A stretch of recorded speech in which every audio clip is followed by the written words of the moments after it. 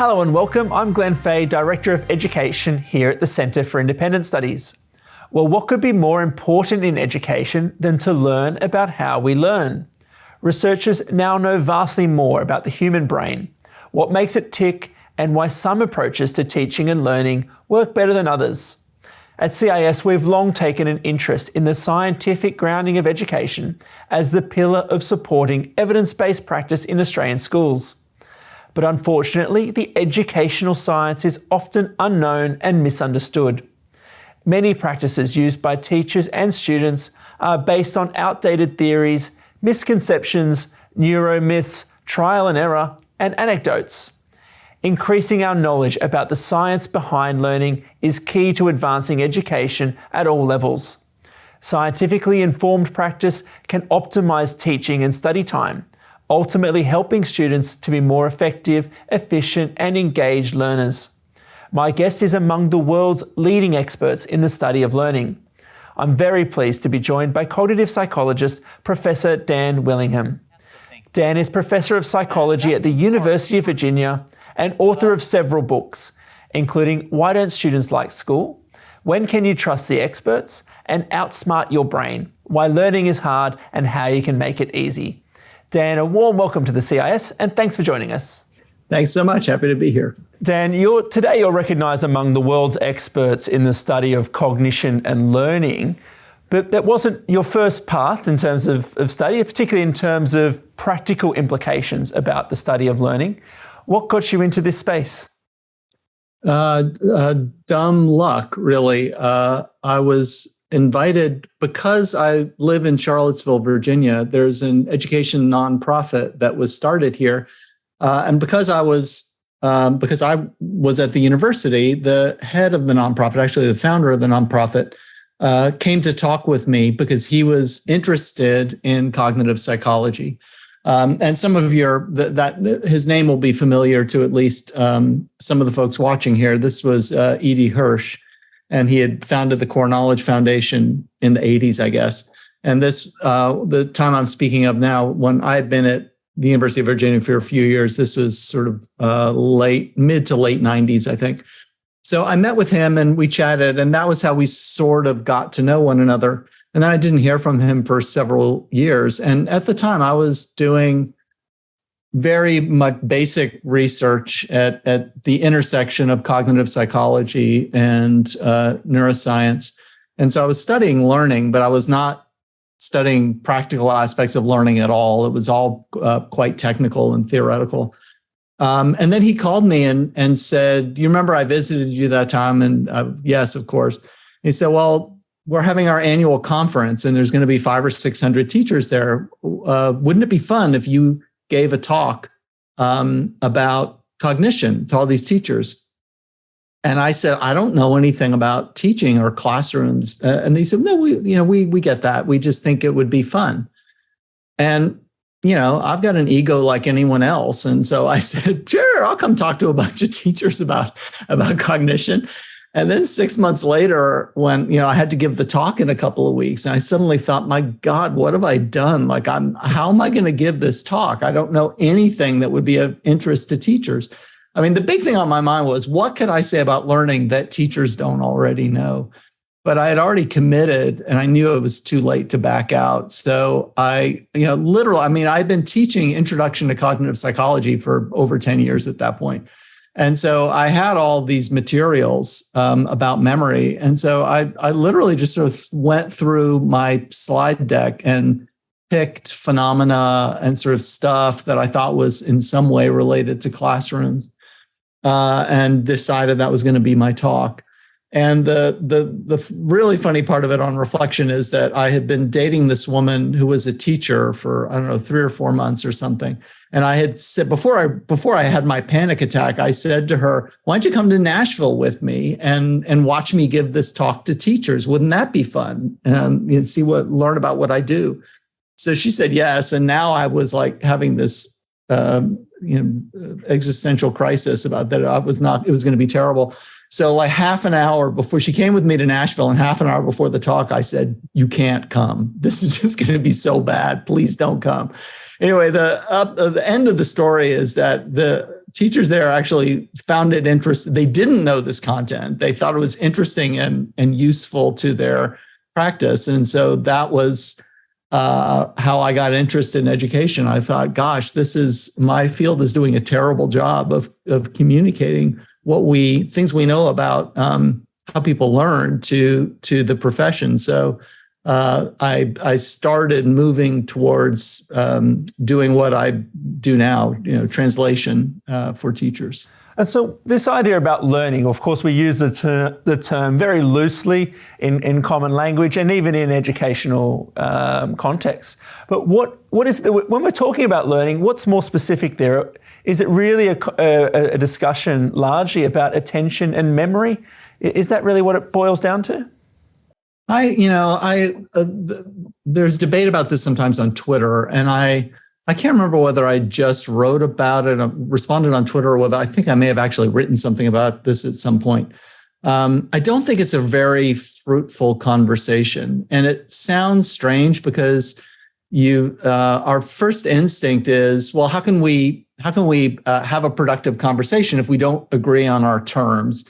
And how can we study something scientifically if we haven't really agreed on what it is we're studying? But the truth is, when you have something like learning, that there's more than one way to define it. I think oftentimes a crisp definition is going to be the result of investigation rather than being a prerequisite for it. So you sort of stumble forward with a definition that has fuzzy edges.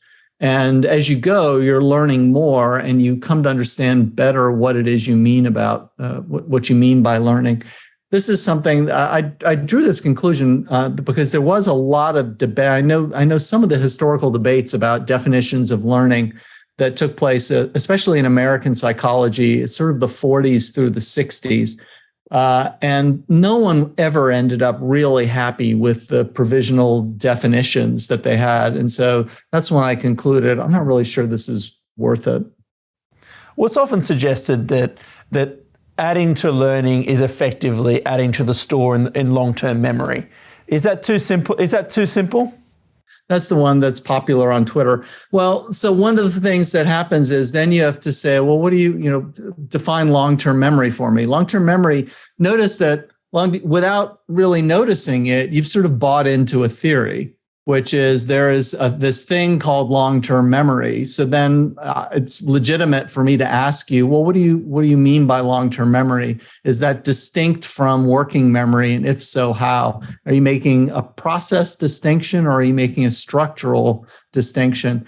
And this is why I think getting all caught up in definitions ends up not being very fruitful, because it's very difficult and probably impossible to give a definition that isn't really vague unless you implicitly or explicitly embrace a theory of memory. So you're going to have theory embedded in your definition, and there's not an accepted theory of learning. So this is an instance where I think in most cases our intuitive sense of what we mean by learning, especially in a schooling context, is just fine.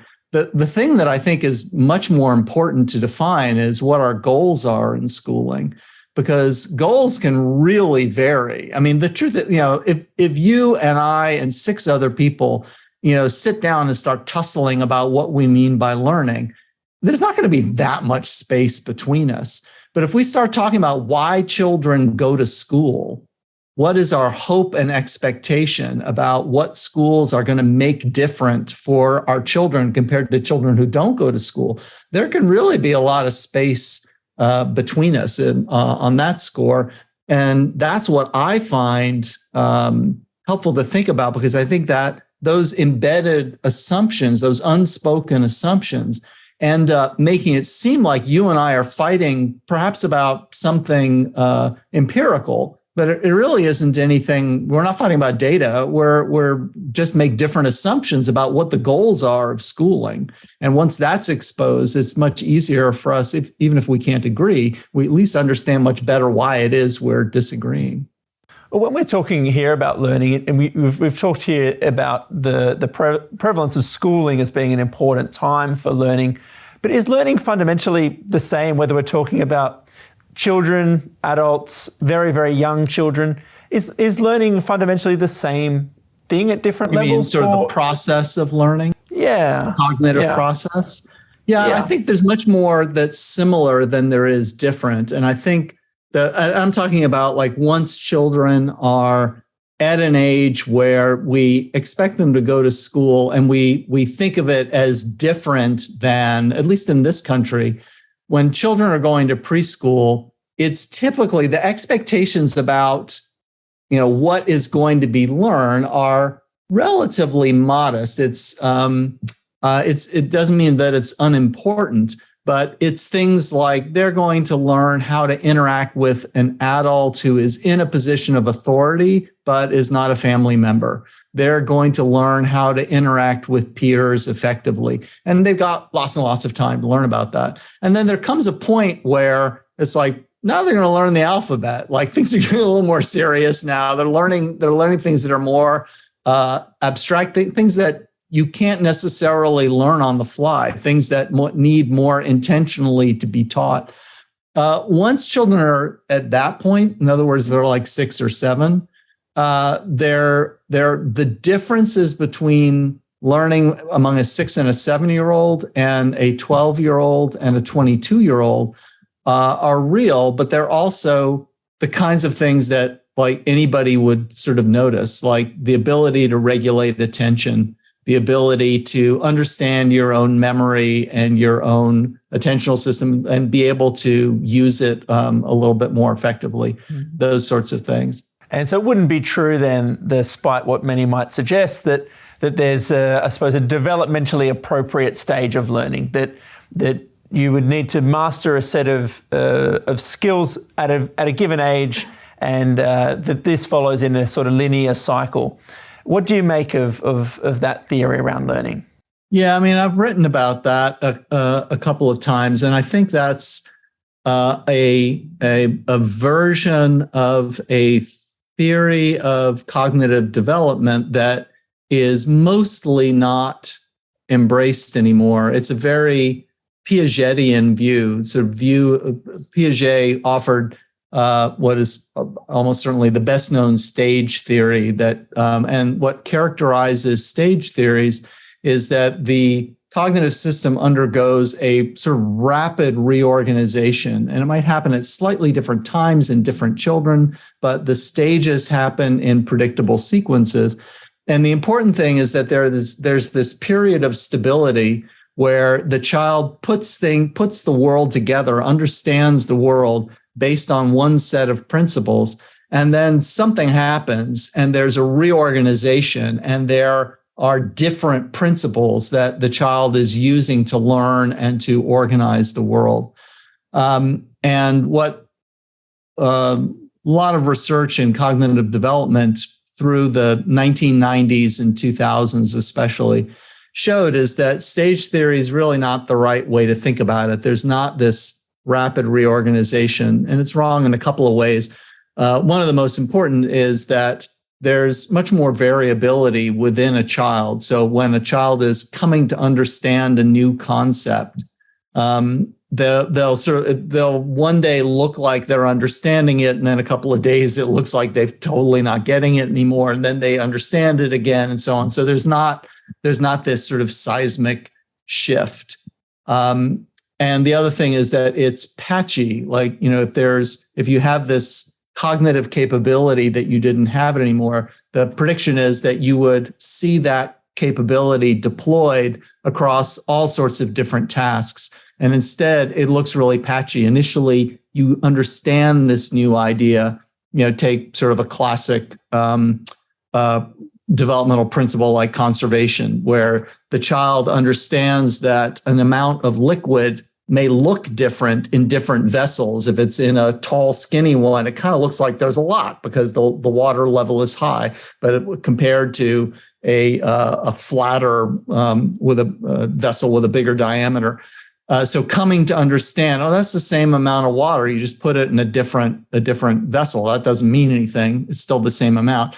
That sort of capability, you would think like, oh, once you get it, like you'll get it no matter how that, which vessels are being used. That turns out not really to be true. Anyway, it's getting to be a long answer here, but I think you get the idea. Stage theories are discredited. And so the idea that we need to respect the stage of development that a child is in doesn't really apply. That was, the way the developmentally inappropriate is frequently invoked is the idea is like you're pushing something on them that they can't possibly understand because their mind is just not ready to do that yet. But if you wait, then that shift will happen and then it'll be easy for the child. So like the way you're instructing the child doesn't make any sense.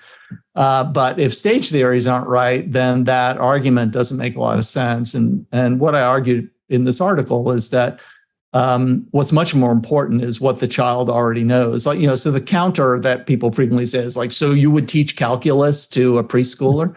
And the answer is no, because they don't know any math yet. Like they don't know any precursors. So why would you try and teach them calculus? That's sort of, I agree with you, it's silly, but maybe for a different reason than you thought it was silly. So it's not uncommon for there to be misconceptions and misunderstandings about science around learning, particularly neuro-myths. Possibly the most widely understood is that of learning styles. Why is it that there's so much persistence to these kind of ideas in education? I think there's persistence, for learning styles in particular, because this is something that has become common knowledge in the public. It's not that it's just teachers who think that there's scientific evidence for the idea of learning styles.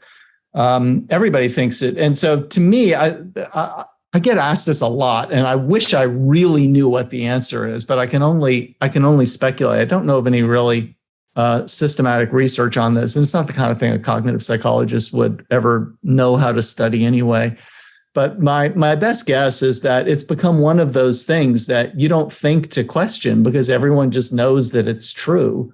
My example for myself is like, how do you know they're atoms? I'm like, honestly, I don't. I mean, it's just like everyone says they're atoms, so I kind of figure there must be atoms, right? That's a good model of matter. But I haven't looked into the original research papers that demonstrate that. And I think learning styles theory sort of has that status. Most people don't think to question it. Well, this is quite common with the TED Talking tour, and sometimes it's even your futurists and others will often talk about effectively hacking learning, finding ways that make learning much more easy. There's commercial products often produced as well that promise to train your brain, this sort of thing. What do you make of those? And because you talk a lot in the most recent book about outsmarting your brain effectively, how do you marry those ideas? I mean, and I also, I talk about outsmarting your brain, but I also say, there's going to be a lot of work. There's just no getting around it. What outsmart your brain really allows you to do is make the work more efficient. You can get better efficiency, making it easy. The subtitle actually says how to make learning easy. That really, you can't make it easy. I mean, I probably should have put my foot down about that subtitle because that is really misleading. It's not, no one can make it easy. Not even me, who wrote the book. When someone promises learning will be really easy, then that's almost certainly not right. The other thing that you alluded to, the brain training, you hear a little bit less about that now than you did, say, 5 years ago, with companies like Lumosity and that where you have these games that you play on your phone, and then if you play the games, the usual promise was that working memory capacity would improve, and working memory as the sort of nexus of cognition. If you really could get more working memory capacity, that would be a great thing. But those products have not lived up to their promise. So you describe schooling in the book as mostly being about listening, reading, and taking tests. So that's sort of your verbs, I guess, of schooling. You alluded in the beginning that... And sorry to interrupt, but I want to be clear about this because a few people have asked me about this. Like, does that mean that's what you think is really matters about schooling? Mm-hmm. And my answer is not necessarily. I wrote the book about listening, reading, and taking tests because those are what I take to be the most common features of most schools. I think most kids spend a lot of time in those three activities. And so those are the things that I wanted to offer help. Doesn't mean that I think that's the best way for all children to spend their time. I'm not staking a claim about what I wish curricula looked like. Well, if they're the verbs of schooling, what should some of the outcomes be? If we've noted that there's a difference between, I suppose, learning broadly and the outcomes of schooling. What in your view are some of those outcomes that we should be seeking? I don't really comment on that much. I mean, because I think that's really up to governing bodies to decide. So, I mean, every place that has public schools has somebody that is responsible for deciding what the content is that children should learn. In some countries, that's very centralized, and everybody, all children within a country are expected to master the same material within the same school year. In the U.S., it's very localized, and so local bodies decide what children should learn. And I don't really comment on that because I feel like that's not the place of a cognitive scientist. It all depends on what you think is important. There are people in this country who think the most important goals are economic goals and that school is about preparing children for the workplace. There are other people who think the most important goals are civic goals. You are preparing future citizens. Cognitive psychology has nothing to contribute to that sort of debate. But one thing that you do comment on, I suppose, is this question about the role of knowledge within curriculum and the importance of building upon prior knowledge in order to access many of those outcomes. One of those might be having great critical thinkers, that provide young people the tools that they need to be able to encounter the challenges of the world, be good problem solvers, that sort of thing. Do you think that, particularly in the modern age, that some of the discussion about knowledge is short-sighted? Particularly a need for more skills rather than more knowledge, I suppose? Yes, I think so. I mean, I hear a little bit less of that than I did, say, 10 years ago. 10 years ago, it was very common for me to hear, like, well, we have Google now, so there's really no need for children to memorize things, commit things to memory. I feel like I hear that a little less often. I mean, that's just an observation. I don't attach particular importance to it. And I certainly talk to teachers all the time who said, oh my God, my principal said that last week, that there's no reason for children to memorize anything. But yeah, this is something that a cognitive psychologist will tell you is a inaccurate and probably destructive idea. If you want children to think well, they need knowledge in the head as well as Google. Google is much better than looking things up in books. And that's one of the reasons why people, especially people my age who remember not having Google, are so impressed by Google, because it's, when you were looking things up in books, you might not even have the right book on your shelf to find the information that you wanted. And Google, of course, has pretty much everything, and it's very, very rapid compared to looking things up in books. But your brain has two advantages over Google. Your brain is actually faster even than Google is. And that speed matters because people have only so much patience for looking things up. Even though, again, it's much easier, you probably have a lot more patience looking things up on Google than they do looking things up in books, because it is much easier. But Google's still a pain because you have to stop what you're doing, stop your train of thought, go try and find the right information, then sort of restart. But if you've already got it in memory, it all just happens seamlessly. The other thing that the advantage that your brain has over Google, at least for the time being, is that Google is not very good with context. And when you look, your brain is very good with context. And if you're reading something and something comes up about seashells, you know a lot of properties about seashells. You know where seashells are found. You know that sometimes seashells have a little bit of sand in them. You know that if you hold a big seashell up to your ear, you hear a roaring that sort of sounds like the ocean. You know that they're brittle. You have all this information about them. And your brain is great at bringing forward to consciousness only the property that is relevant in the context. So if I said to you, why are you bringing those seashells into my house? I just cleaned the floors. You immediately understand that what I'm talking about is a lot of times there's a little bit of sand clinging to seashells. If you don't understand what I'm talking about and you go to Google and type seashells, it's going to be a while before you get to the right part of the right information there. So your brain's great at context. And that's a quick rundown of the two most important reasons why knowing things is actually really, really important for cognition. Well, that might be true, say, in the Google case of retrieving a fact. A quick Google search for a piece of information, particularly if we have some context, perhaps it's useful there. But what about in the context these days about ChatGPT and other generative AI? This is really, I suppose, the frontier there. And again, the same arguments are often heard that, well, if we can produce strings of seemingly logical and seemingly cogent text, surely we don't need to think as much for ourselves. That's a strange argument. I actually don't understand that. I mean, I can see why you would say, I guess I don't need to teach children to write. I don't know how you would get from ChatGPT to we don't need to think as much. Well, if it's possible to produce a line of argument that seemingly aggregates the existing information on a topic, do we still need to learn all of the content around a particular concept or topic? And I suppose there's a risk, isn't there, that if we were not to know the context that you've already highlighted there as being so important, what if we were to...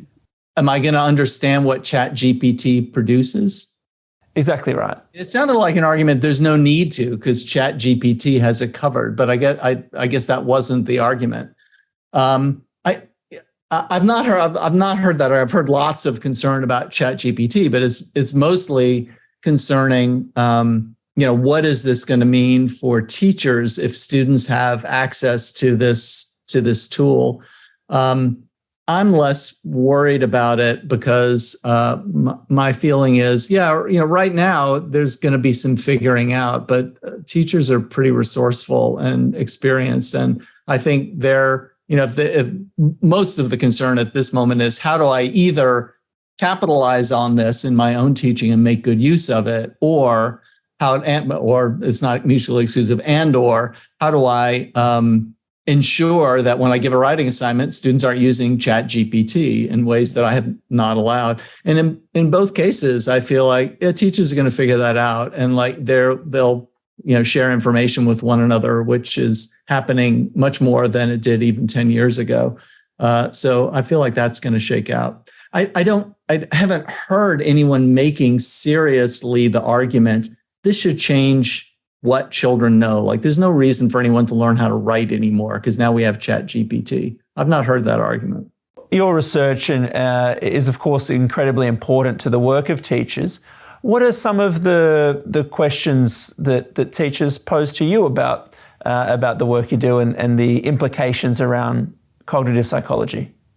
It's very varied. Some of the questions that I get, most of the questions are usually start with, I've got this student.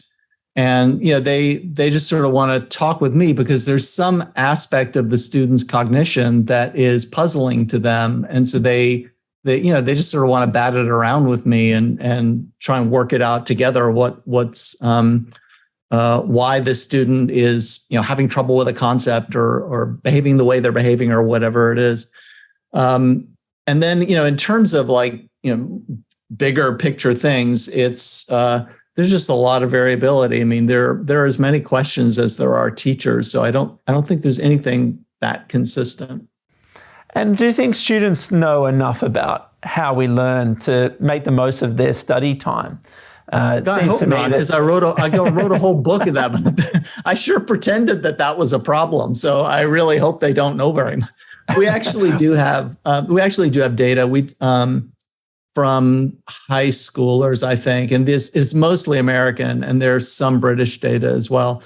And then lots and lots of data from college students, all indicating that, they're not very knowledgeable. I mean, they know some things about how their memory works. And, children as young as sort of 4 or 5 start having some meta memory awareness. They recognize, like, if things get repeated, you're more likely to remember it later. But in terms of really being strategic and shrewd about things like studying, things like knowing when to stop studying, evaluating whether or not you've really learned something, taking notes, all those things. Yes, they're not horrible, because I mean, these are surveys of students who are in high school and are doing fine. Or there's students who are in, even more of them are, surveys of college students. So these are, some of the really successful students in the system. They've graduated high school. They've gone on. They're doing okay in college. And so this is sort of brings us back to what we were talking about at the top of our conversation. It's more a matter of efficiency. They're using methods that kind of work, but they're not very effective. And in the book, I draw the analogy of they sort of do push-ups on their knees. And the reason they do the mental equivalent of push-ups on their knees when they study, and the reason they do that is when you're doing push-ups on your knees, it feels very effective in the moment because you're doing lots of push-ups, and it has the added benefit of it's not even that hard, right? But we recognize in the physical world that challenge helps.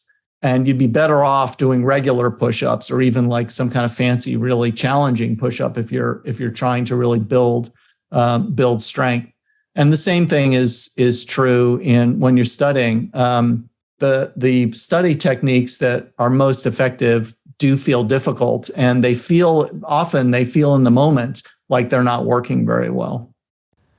So is this why we must outsmart our brain, I suppose? Because you make the point that when we think we know something and we continually go over the same concept, it feels like we've made more progress than perhaps we really have, whereas it's the challenge that's so important.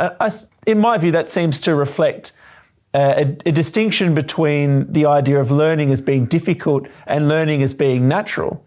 Is there a parallel in the way that those issues are dealt with? I think learning is both. Learning is natural in that we're learning all the time, but there are moments where you have particular learning goals and you need to take on activities that are going to make it more likely that you meet your goals.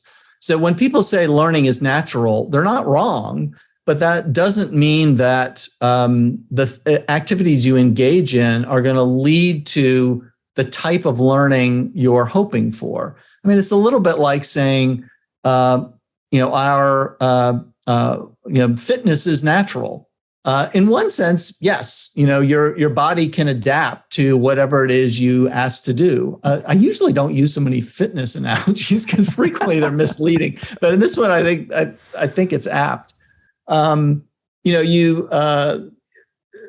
Just because you're hoping to be able to run really fast or to be really strong, that doesn't mean it's going to happen. But that doesn't mean that fitness is unnatural. It just means your body adapts, but you have to challenge it to get it to adapt in a way that's going to help you meet your goals. Do you think there's a role for, whether it's in school or in college, to teach students about how we learn? Oh, God, yes. Yeah, I mean, absolutely. There's more than a role. I think it's what I can't remember how directly I argued this in the book. I think fairly directly. To me, it's very peculiar that we don't, because we increasingly have this expectation that students are going to be able to regulate their own learning. Think about it. At some point, children for the first time hear, okay, there's going to be a spelling quiz on Friday. Like, here's the list of words. You need to learn these, and then we're going to see whether or not you've learned them. And so that's obviously an implicit expectation that students know things they should do to commit things to memory. And then likewise, like children start getting sent home with texts that they're expected to read that are not in a narrative form. Children at school learn how to read with stories, and expository text that's not in a narrative format really ought to be dealt with in a different way. You want to bring different strategies to bear on that kind of text. Are they always taught how to do that independently? The answer seems to be almost always no. And given that we're asking them to do it, like, let's teach them to do it. It seems sort of obvious. Well, there seems to be a good textbook that they could use for that course, at least. I'm with you 100%. I think that's fabulous. Everyone should have 2 copies at least. Look, let's get to some of those key pieces of guidance, particularly for students when they're in a class, but also for students if they're preparing for things like exams. So during a class, many people have been in a situation where you're trying to split attention between a speaker and taking your own notes. What should we be doing there? Focus on the speaker or focus on the note taking? Yeah, I mean, unfortunately, you really have to do some of each. And what I argue in the book is that it sort of depends on what it is you're trying to get out of this class. And I draw a distinction between, I'll talk about the extremes. On the one hand, you could have a class where, for example, it might be a briefing right before you're in a biology lab and you're about to execute a lab, and you've got lab instructions about how to do the lab. And the teaching assistant or the instructor is giving some final information and guidance about how to execute this lab. This is an instance where you really need to get these details, and you really need to make sure that you get this information precisely. And you can worry less about thinking about the big picture and deep understanding, right? What really matters is getting the details. At the other end of the spectrum, you're taking a class, it's a creative writing seminar, and it's you and 9 other students, and every class is devoted to critiquing one of your students' short stories, which you've all read at home. And so you're talking about technique and all. How much are you going to do furious note taking? Like, really what you ought to be doing is listening. And occasionally you'll get some insight that you think is relevant to your own work that you want to write down. And so you'll do that. So I think of those as the ends of a spectrum of, in one case, it's all about meaning, with just occasionally you pay some attention to note taking in detail. And then the other end of the spectrum is completely different. So what I encourage students to do is think about, balance your attention according to what you think is really important in this class. I'll leave it there. And is that better? Should I be using a laptop to take notes or old-fashioned pen and paper? Yeah, a great question. So there are 2 things to think about there. One is on the dimension I just described. If you are a proficient typer, you can obviously type much faster than you can write. And so if you're in that, I need to get all the details thing, typing seems to make sense. That's only one factor, though. The other factor is whether you're going to be distracted by availability of the internet. That, in most settings that I've been, is a huge problem. And Wi-Fi is always available. So you can't, unless I myself as the student am going to turn off Wi-Fi, the instructor usually doesn't have the option to turn off Wi-Fi and ensure that their students stay on task. So to me, this is, saying to yourself or saying to your students, now listen, I know that you're, going to be tempted to go shopping or, get on social media, but just take notes and that's all you have to do. This to me is like, you've got a friend who's got a drinking problem and you take him to a bar and say, we're just going to have wings. Okay. Like, we're not going to have, it's just a bad idea. So all my classes are device-free classes. And I do tell students, if you feel, this is because, and I talk through all of this stuff that you and I have been talking about and in a little bit more detail. I say this policy is for your success. If you really feel like you're going to be more successful in this class, taking notes on a laptop, let's have a conversation about it. So I definitely leave open the possibility they can do that if they feel like that's just better for me. I know myself. But I encourage them to give hand note-taking a try, in particular because of this distraction issue. And of course, there's students who have accommodations where they really need to be taking notes on a laptop. That's part of the reason. Part of the reason I do the invitation to have a conversation with me is because I legitimately want students to talk to me if they've got that concern. But part of it too is I don't want to make it so obvious that anybody who's using a laptop must have accommodations, because that's a privacy thing. And, it's not up to me to sort of reveal that to the class indirectly. So it's quite common when you complete a lecture or you finish, not one of your lectures, of course, or if you come out of a corporate meeting or something, or you've just had a presentation at a seminar or something, and more often than not, if you were asked about it an hour later, you probably can't remember much more than the opening overview slide. How can instructors or presenters create better recall for attendees or students? That's a big question, because there are lots of things that you can do, and so I'll give a brief and very incomplete answer to that. But principles of memory are pretty intuitive, and it's just a matter of capitalizing on them as a speaker. If you want people to remember things, you repeat them, and you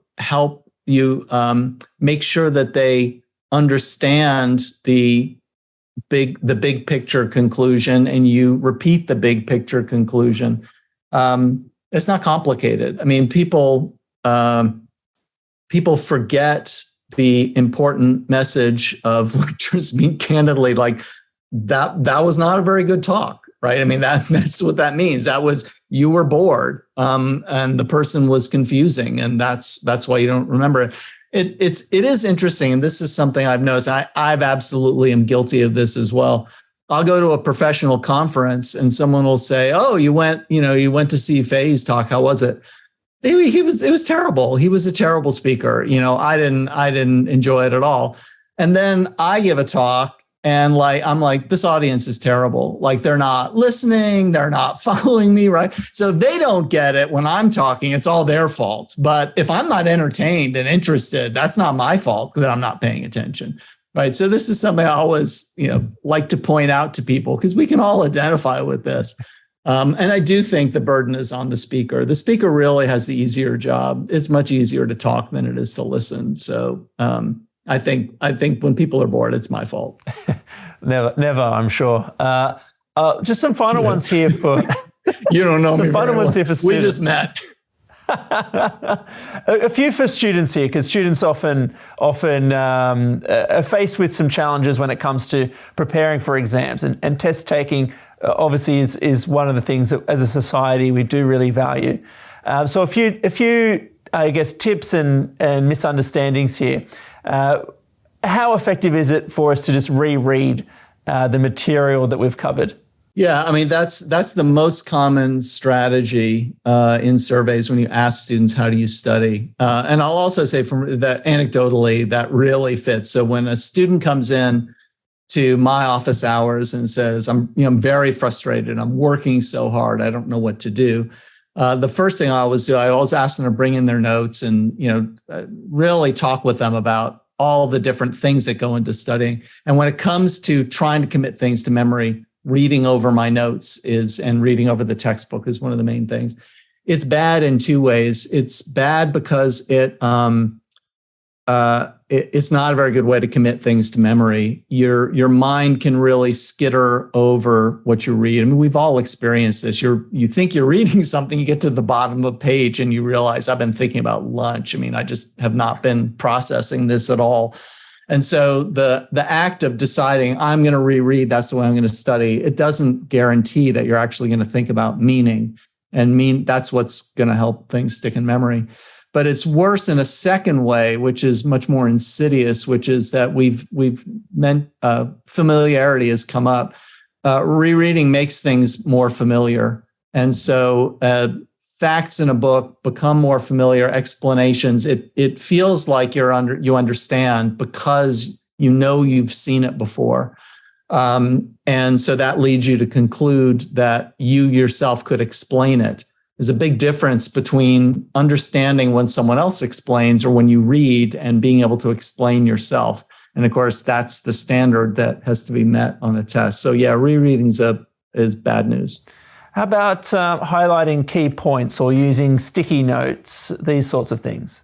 Yeah, I mean, the highlighting has sort of the same feel. And again, both of these notice are sort of push-ups on your knees types of activities. They're not very hard to execute. And it feels like things are going pretty well when you're doing it. When you're rereading, you get this sense like, oh yeah, I'm improving. Things are getting better because things are getting more familiar.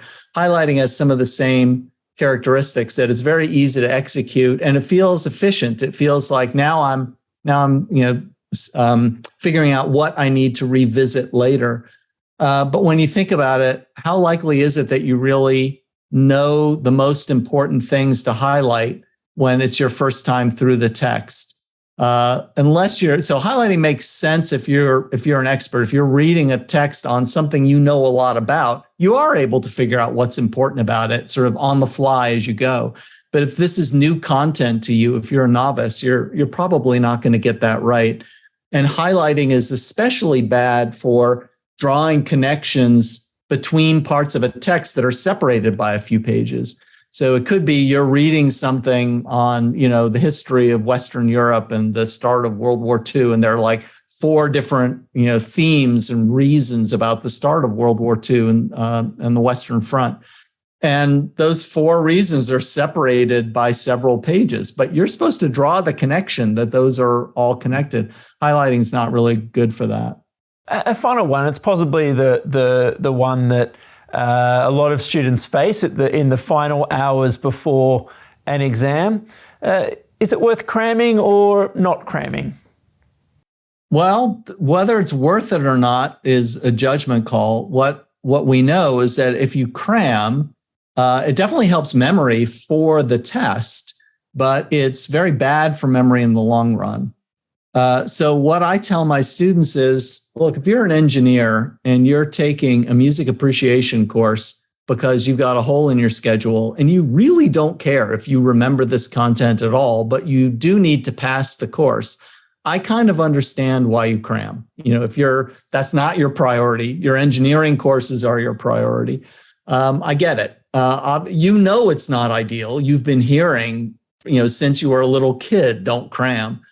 On the other hand, if you're taking, materials engineering 101, and next semester you're going to have to take materials engineering 102, you are a damn fool if you cram, because you're going to be expected to remember that material months from now. And if you cram, you won't. Well, we've certainly learned a lot in the last half hour or so about learning. Dan Willingham, thanks so much for your time. It's been a real pleasure. Thank you. For decades, the CIS has been a fiercely independent voice, working tirelessly to deliver evidence-based public policy, especially in the critical area of education. To be notified of our future videos, make sure you subscribe to our channel and click the notification bell. CIS relies solely on the generosity of people like you to help us advance our cause. Check out the links on screen now to see how you can get involved.